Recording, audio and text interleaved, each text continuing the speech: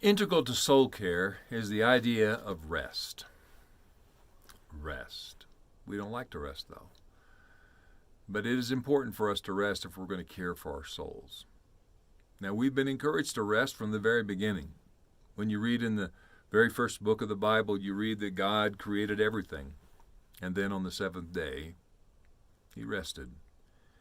Then the children of Israel, several hundred years later, were in captivity in Egypt for 400 years. They never got a vacation. They never had a day off. One of the first things that God said, and he wrote it into the very fabric of the law of Moses in Exodus 20, is on the seventh day, you rest. Shabbat. Cease work. I believe this is the single most violated commandment in all of the Bible by ministers.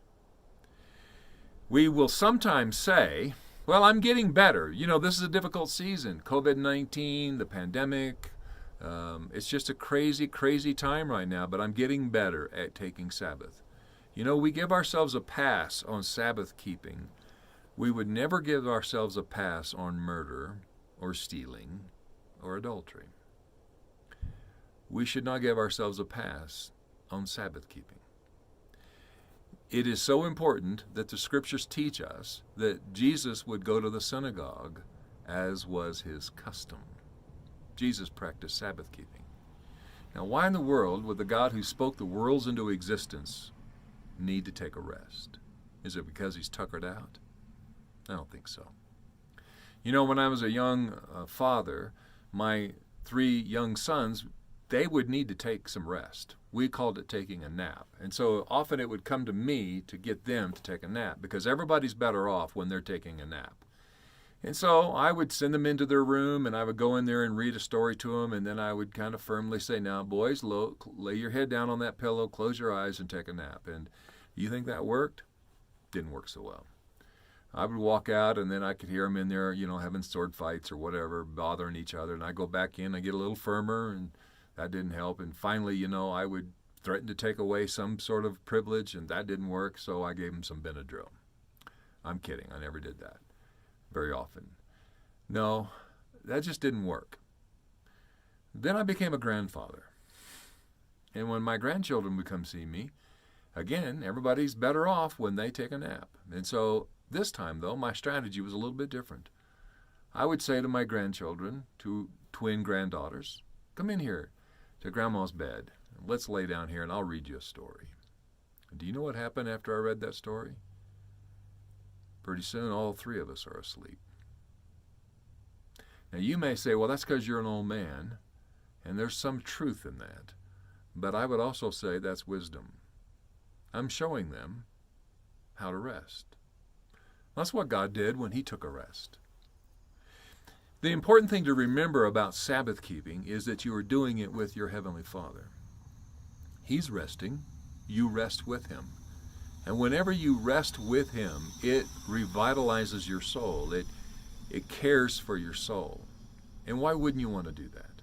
Jesus said, come to me, all you who are weary and heavy laden, and I will give you rest. I believe there's a difference between being tired and being weary.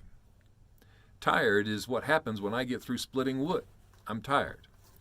Weary is a soul sickness. Weary is often me trying to achieve something out of my own strength, some favor with God or with man. And Jesus says, come to me, all you who are weary, and I will give you rest. Now, why would he do that? Why could he say that? Because Jesus already accomplished all that needed to be accomplished. And by coming to him, I don't have to accomplish anything to gain God's favor. So when you think about it, when you practice Sabbath keeping, you're preaching the gospel to yourself. That's a good thing to do. My wife and I practice Sabbath on Saturday. Sunday's not a good day to practice Sabbath for a pastor or a minister because it's a work day.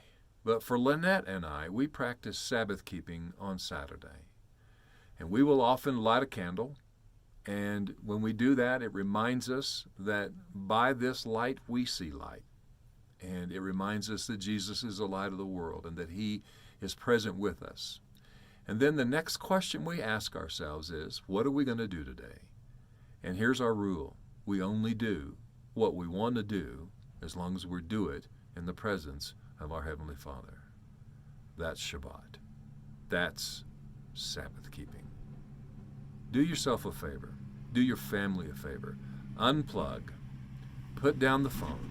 Put down all the digital things. And do something that you want to do in the palpable presence of God. And you will see your soul revitalize, and you'll be worth something for others on Sunday. Blessings.